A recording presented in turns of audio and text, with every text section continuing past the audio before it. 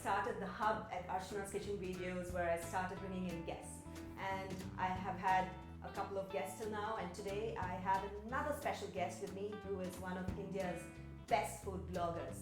And she is also a professional food consultant and does tons of different workshops on food, cooking classes and lots of different things related to food. And I'm so excited to be having none better than Monica Manchanda in my kitchen, going to be cooking some fantastic stuff for us. Monica. Hi Archana, how are you? Good. Good to be here. Good to have you here.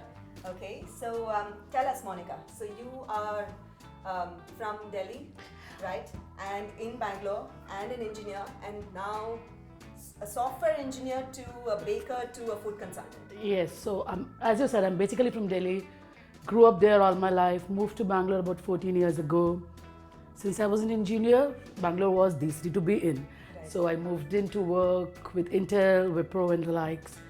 Then about 5 years ago, I said, I'm kind of done with it and I want to do something different. Let's take a 6 months break.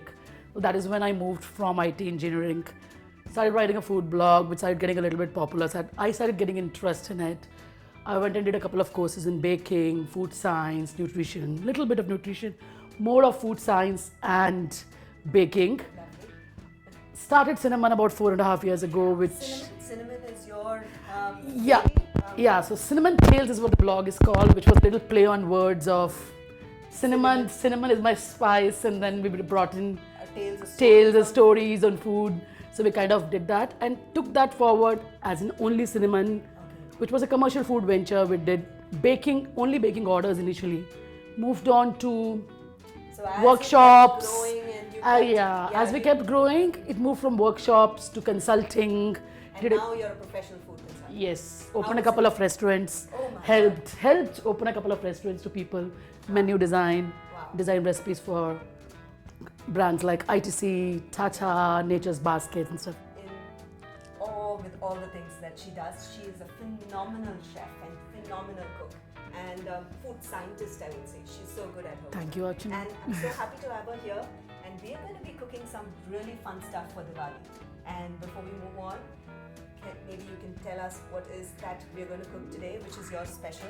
So we're going to cook a Makhane ki Kheer. Makhana, I'm basically from Punjab. Grew up in Delhi, but basically from Punjab. And Makhana or foxnuts or lotus seeds are very, very integral parts of the cuisine of Punjab. We also do curries with them. We do roasted makhana to snack on. So there is a special kheer which gets made typically during Diwali. It was my grandmom's recipe. She used to do it every Diwali consistently. So I thought maybe what better than this to kind of make for Diwali this year. Fantastic. And it's nutritious too. So without wasting any time, let's dive right in and see how Monica teaches us how to make Makhane ki Kheer.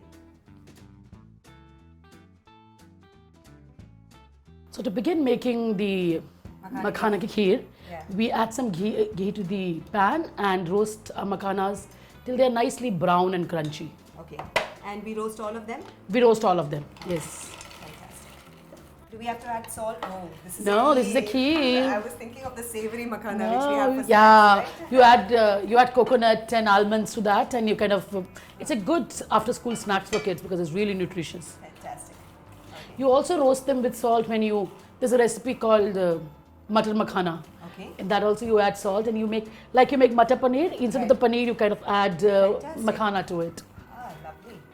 Interesting recipes. That's coming out of makhana. So we roast this on low to medium heat until it becomes crispy. Crispy and a little browned. And a little brown. Yeah.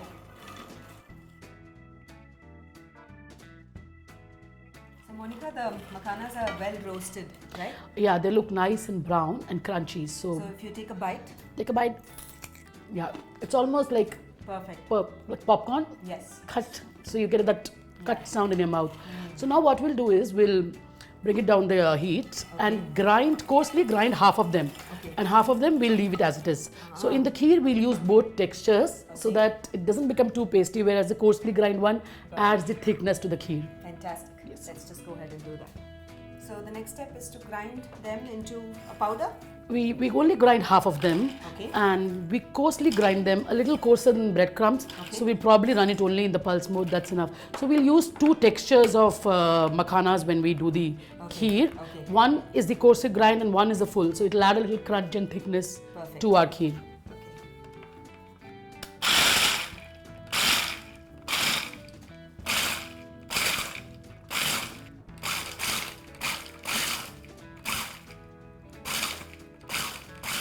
Yeah, so if you see now, most of them have got coarsely grinded. There's some still full, but Okay. I guess that's okay. good. That's perfectly fine, yeah. Okay. So for the next step, we'll take 1 liter of milk, Okay. and after it comes to boil, we'll thicken it a little for about 10 to 15 minutes. Okay. We are not fully condensing it, we are partially condensing it to a little thick consistency so that we get a nice creamier cake. Okay. Perfect. And this would take 10 to 15, 10 to 15 minutes. 10 to 15 minutes. Perfect.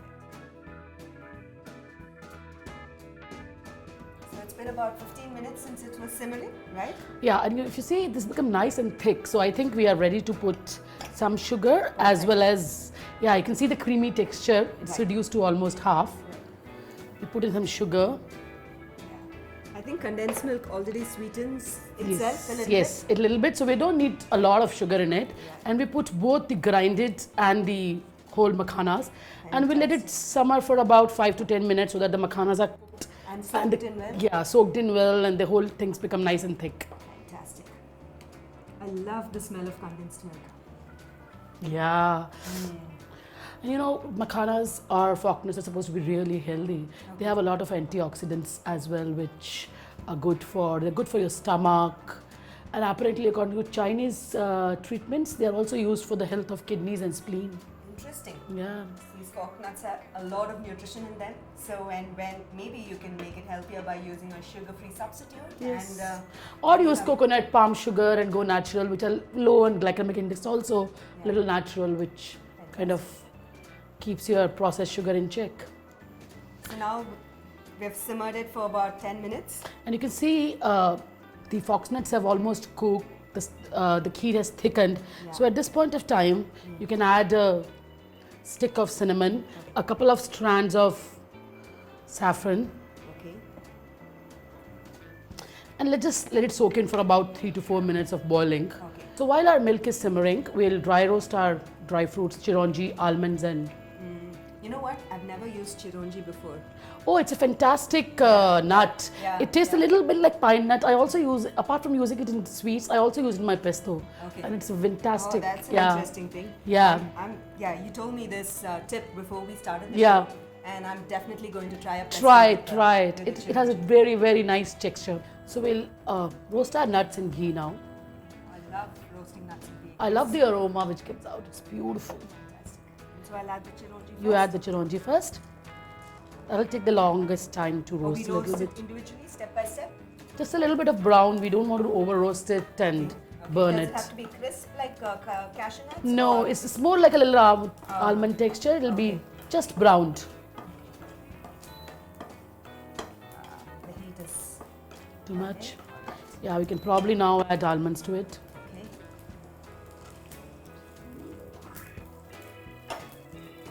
This is a really rich kheer. Yes, it The is. kheer is thickening at the back, and the nuts are roasting. How lovely is that? It's Diwali. It's Oh, time yes, to I can already indulge. smell the festivals.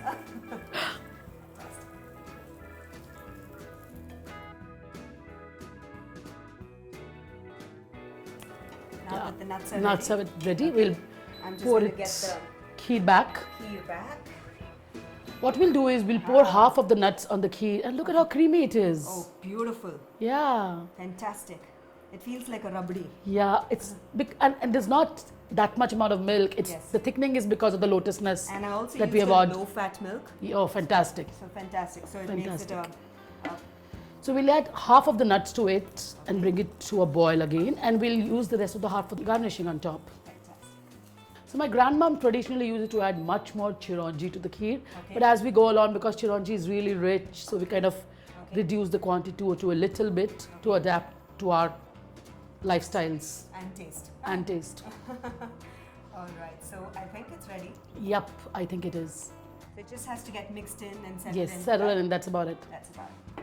Perfect. Now we're ready to serve. Yes. All ready? Already. So you can serve it hot as well as chilled. Okay. It does taste very good chilled too. So This whole thing has become so thick. yes. So thickening is because we use thick milk, but it's also because of the makhana. It is adding that texture to it. Fantastic. And it looks like a thick rubbery. Yes. Just love the textures. It's just fantastic to end your Diwali meal with this rich dessert.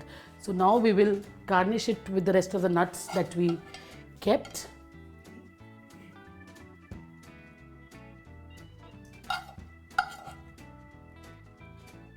Add a bit of saffron strands on top. And And that's how we serve it. that's how we serve it. So ready to taste? Yes, absolutely.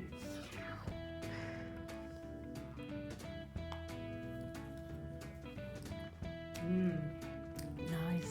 Fantastic. It reminds me of childhood, of my grandmom. Fantastic. I love the taste of Chironji in it. Yes, that adds a little crunch to it. Love it. I really love this recipe. So thank you so much, Monica. You're welcome. for Thank coming you so over and much. showing us your family favorite. And Chironji is now going to be used in my kitchen every time I'm going to make a makhane ki kheer or any other kheer, right? Actually, you can add it in any other kheer.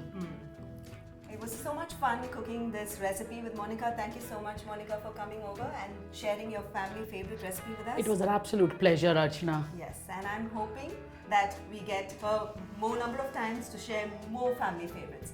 But it's not over yet. She's going to be showing us another family favorite and also her personal favorite. So if you know Monica and you know what her next recipe is going to be, then you must take a guess and share it in your comments below.